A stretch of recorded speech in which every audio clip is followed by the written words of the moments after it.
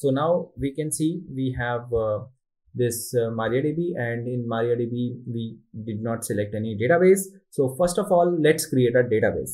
So I will do create database, and this will be demo, let's say. And once demo database is created, I will be doing use demo, and I will be creating a table, create table,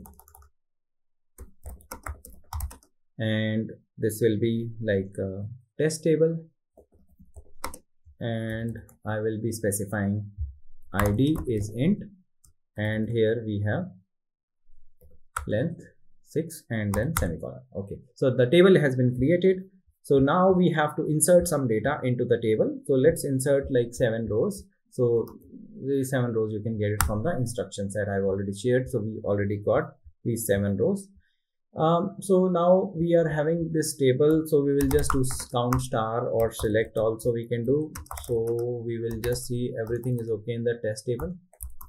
So we got the data or not? Yes. So we have 7 rows. Yep, this is fine. So we'll just come out of it, and then we'll start making use of scoop commands. So now we are here, and we are on the terminal, and we have to basically use a scoop command, and I will just show you how does it look like. So we have to basically use scoop import. So one option is I can use scoop import. Another option is I can just go to my home directory and I can simply use scoop import, one option. But before I use scoop import, I can just show you scoop help. So scoop help shows the list of commands that I can use in scoop.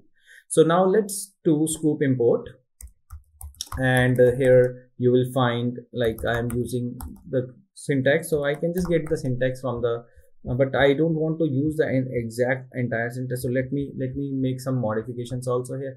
So I am just using the syntax like scoop import, and then after that you can specify username is root and password is password, and after that we are having this table is test, and there we have target directory is my data. So minus target directory is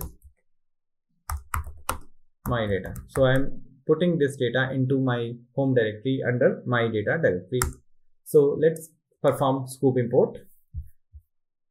Okay, so I got this error that there is no primary key for this table. So it's time to alter table, and we have to add a primary key in this table. So you know, scoop is highly dependent on the primary keys. So if we don't have, then either we have to specify split by clause. So another option is I can give a split by clause, but I'm not going there. I will just simply go to MySQL DB and let's add a primary key there.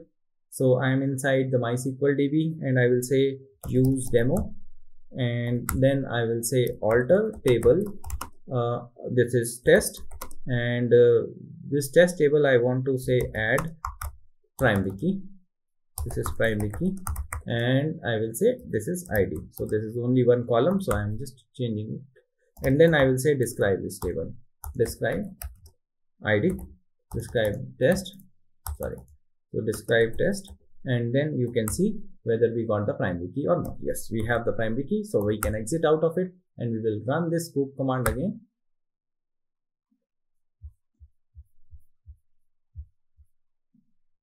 So you can see there are 4 mappers running and there are 7 records. So this is splitting these 7 records into 4 mappers. And mapper phase is finished. There is no reduce phase because it is map only, map reduce job. Retrieve 7 records. So let's see where we got the data in HDFS. So for doing that, I will be going here HDFS DFS minus ls, and then I will be doing slash this repeat. So I will be doing this HDFS DFS minus ls and then my data. So here we have the files. I want to see the data inside these files, so I'll just do cat, and here I will do slash star. So you can see we have data here. 7 records are there. Okay, so this was basically scoop installation and bringing data into HDFS. So we tested also. Now next part with Scoop, we can actually build pipelines, we can bring data into Hive. So these things we can actually explore.